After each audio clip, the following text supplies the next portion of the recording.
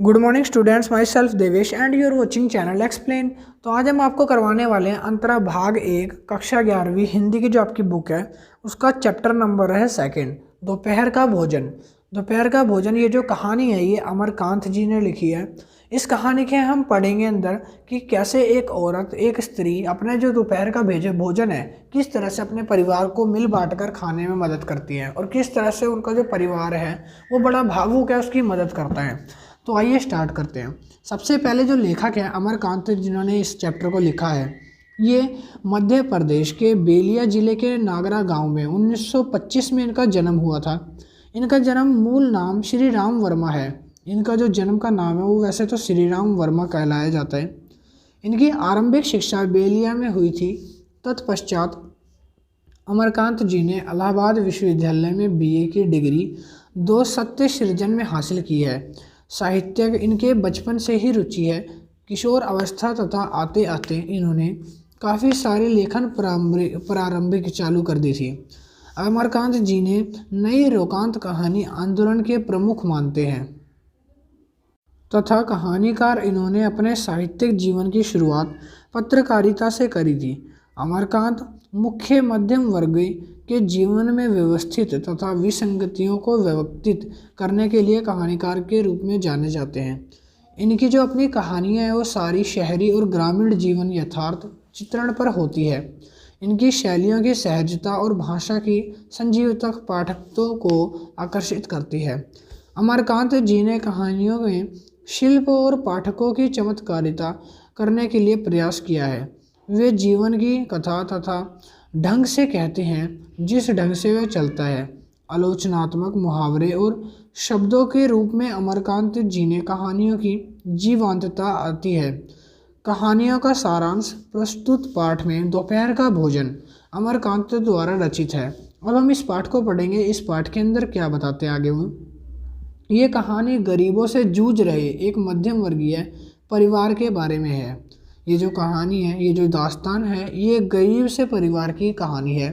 शिल्प की सादगी जिंदगी तथा सहज संकेतों के माध्यम से कथा में प्रस्तुत करने वाले कला तथा उत्कृष्ट रूप से इस कहानी में देखने को मिलता है।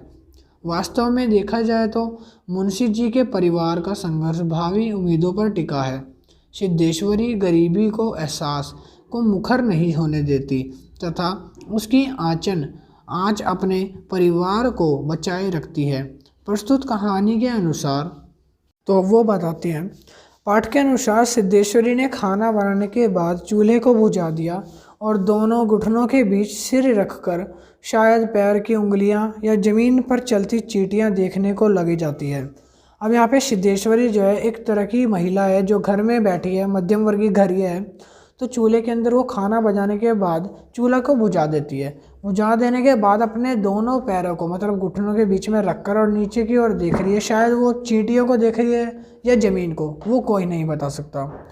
यकाएक उसे एहसास होता है कि काफ़ी देर से उसे प्यास लगी है। सिद्धेश्वरी गर्मी के मौसम की दोपहर में भूख और प्यास से व्याकुल बैठी है। घर में इतना भी खाना नहीं है कि 2 रोटी खाकर वह कम से कम अपना पेट भर सके। वह 1 लोटा पानी ही पीकर अपनी भूख मिटाने की कोशिश करती है। इस कहानी में जो लेखक है उन्होंने ये बताना चाहते हैं अमरकांत जी कि कहानी का जो पात्र है वो कितने गरीब हैं, कितने दयनीय स्थिति में हैं। उनके पास घर में मतलब खाने को पैसे नहीं है या अनाज नहीं है कि वो अपनी भूख तक मिटा सके। और वो जो औरत है वो तो काफ़ी ज़्यादा मतलब सम्मानित करने वाली एक तरह से है, क्योंकि उसने जो भी अपने परिवार के लिए किया है वो आज तक कोई नहीं कर सकता ऐसा। खाली पेट में सिर्फ पानी पी के कलेजे को लग जाता है और वह लगभग आधे घंटे से ज़मीन पर लेट जाती है। वो आधे घंटे से खाना बनाने के बाद बैठी है। अब खाना बनाने के बाद वो खा नहीं रही है, क्यों? क्योंकि उसके जो परिवार वाले हैं वो उनके लिए बैठी है। तत्पश्चात जी में आता है कि सिद्धेश्वरी उठकर बैठ जाती है। अब वो फिर से उठ जाती है, आँखों को मल मल कर इधर उधर देखती है। अब वो उठकर जब देखती है इधर उधर वहाँ पे देखने लगती है, तभी उसकी दृष्टि ओसरे के अध टूटे खोटले खटोले पर सोए हुए 6 वर्षीय लड़के प्रमोद पर पड़ती है, जो कुपोषण से गिरफ्त में है। अब वो इधर उधर देखती है तो बगल में एक खाट है। खाट के ऊपर उसका एक लड़का जो 6 साल का है, प्रमोद नाम है उसका, तो वो बैठा हुआ है, मतलब कि सो रहा है। उसको कुपोषण की बीमारी है, तो उस बीमारी से पीड़ित है वो, उसका बच्चा। सिद्धेश्वरी का लड़का नंगा धड़ंग पड़ा है। अब जो सिद्धेश्वरी है उसके पास पैसे नहीं है कि उसके लिए अच्छे से कपड़े बना सके, तो वो आधे कपड़े पहन के ही लेटा हुआ है, वो ढक रखा है बस उसने उसको, अपनी खाट पे वो सो रहा है। उसके गले या छाती की हड्डियां साफ दिखाई देती है। यहाँ पर बताने की कोशिश करी है, गले और छाती की हड्डी उसकी साफ दिखाई देती है, इसका मतलब वो कितने गरीब फैमिली से हैं। वो ये दिखाना चाहती हैं कि उसके जो हाथ पैर की हड्डियां हैं वहाँ तक वो नज़र आ रही है, खाल के ऊपर से। उसके हाथ पैर बासी ककड़ियों की तरह सूखे गए हैं तथा बेजान पड़े हैं, और उसका जो पेट है वो हड्डियों की तरह फूल गया है। उसका बच्चे का मुंह खुला हुआ है। अब वो देखती है कि जो मेरा बच्चा है उसका मुंह खुला हुआ है, उस पर मक्खियाँ उड़ रही है। अब वो देखती है कि उसके ऊपर ना मुंह के आसपास मक्खियाँ मंडरा रही है, उसके बच्चे के आसपास वो सो रहा है। दोपहर के 12 बज गए हैं तथा भोजन का वक्त हो गया है। अब 12 बज जाते हैं तो भोजन का समय हो जाता है। इतने में बड़ा बेटा रामचंद्र आकर चौकी पर बैठता है। उसके चेहरे से निराशा झलक रही है। वह एक दैनिक समाचार पत्र के दफ्तर में प्रूफ रीडर का काम सीखता है और अभी तक बेरोजगार है। उसका जो बड़ा लड़का है अब वो घर पे आ जाता है, जिसका नाम रामचंद्र है। चौकी पर आके बैठता है तो उसके चेहरे से मतलब कि निराशा झलक रही है कि अभी भी उसको कोई काम नहीं मिल रहा। वो जो है दफ्तर के अंदर प्रूफ रीडर का काम जो है वो अभी सीख रहा है, मगर वो बेरोज़गार इतना, उसको कोई काम ही नहीं देता। सिद्धेश्वरी अपने बड़े बेटे रामचंद्र के सामने भोजन परोसती है, और सिद्धेश्वरी अपना पेट भूखा रखकर पानी पीकर जी रही है, मगर अपने बच्चों के लिए भोजन बनाकर देती है। रामचंद्र तो अब वो अपने बेटे को खाना परोसती है, बल्कि वो खुद भूखी है, मगर वो अभी तक किसी को ये नहीं बताती। रामचंद्र के 2 रोटी खा लेने के बाद वे उससे और भी रोटी लेने के लिए पूछती है कि बेटा तू और रोटी खाएगा, किंतु चंद्र भूखा न होने का बहाना करके मना कर देता है। चंद्र जो है वो भी जानता है कि उसकी माँ जो है वो अभी तक खाना नहीं खाई होगी, इसलिए वो मना कर देता है कि मैंने अभी जो है खाना खा लिया, अब आप खा लो। वो बोल देता है मेरा पेट बहुत ज़्यादा भर गया है आज माँ, तो मैं बाकी खाना अब बाद में आप खा लो, मैं बाद में खा लूँगा। रामचंद्र खाने खाते वक्त अपनी माँ सिद्धेश्वरी को संबोधित करते हुए पूछता है, मोहन कहाँ है? बड़ी कड़ी धूप हो रही है। दरअसल मोहन सिद्धेश्वरी का मझला लड़का है। अब जो है सिद्धेश्वरी वो जब खाना खिलाती है तो उसके बीच में रामचंद्र पूछ लेता है, माँ मोहन कहाँ पे बैठा है? तो वो बोलती है मोहन जो है कड़ी धूप जैसे अभी हो रही है, तो वो उसका तीसरा बेटा है, मतलब 3 बेटे हैं तो वो बीच वाला बेटा होता है। अभी वह 18 साल का ही है। सिद्धेश्वरी उससे झूठ बोलती है कि वो अपने मित्र के यहाँ पढ़ने गया हुआ है। वह रामचंद्र को खुश करने के लिए ये सब कहती है, और मोहन हर वक्त उसकी प्रशंसा करता है ताकि वह कुछ देर के लिए अपने दुखों को दूर करके तथा आत्मविश्वास व सुकून के कुछ पल जी सके। तो यहाँ पर वो बता रही हैं कि इस तरह से जो उनका परिवार है आपस में सहायता करता है, एक दूसरे को समझता है। सिद्धेश्वरी का मझला लड़का मोहन आते ही हाथ पैर धोकर पीढ़े पर बैठ जाता है। अब जो सिद्धेश्वरी है जिसका लड़का बताया था उसने अभी वो पढ़ने गया है, वो वापस आ जाता है घर पे। घर पे आने के बाद वो हाथ पैर धो के बैठ जाता है और बोलता है कि माँ, कुछ सवाल करने लगता है तथा उसकी आंखें जो हैं छोटी है। अब वो कुछ उसके सवाल थे तो उसकी आंखें छोटी हो जाती है। फिर उसके चेहरे पर चेचक के दाग थे और अपने भाई की तरह वह दुबला पतला तथा उतना लंबा नहीं था।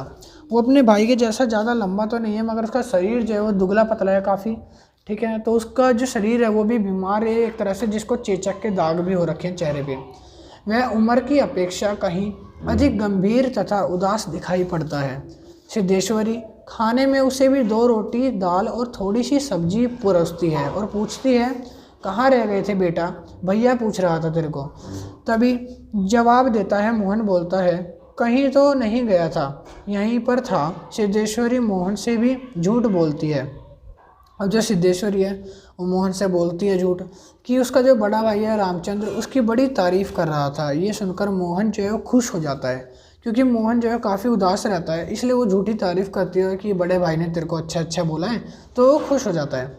सिद्धेश्वरी के कहने पर मोहन थोड़ी दाल पीकर ही पेट भरने का बहाना करता है। अब जो मोहन है वो भी अपने घर की हालत जानता है, इसलिए वो बोलता है कि माँ, मैंने दाल पी है और मेरा पेट जो है अभी से भरा भरा लग रहा है, और रोटी लेने को मना कर देता है। बोलता है रोटी अब मैं नहीं खा सकता, मेरा पेट जो है वो भर गया है।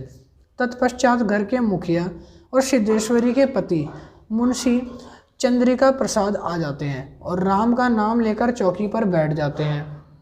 तो आगे जो उनके पिताजी हैं, मतलब कि उन बच्चों के पिता सिद्धेश्वरी के पति आते हैं और वो चौकी पर बैठ जाते हैं जहाँ पे खाना खाते हैं।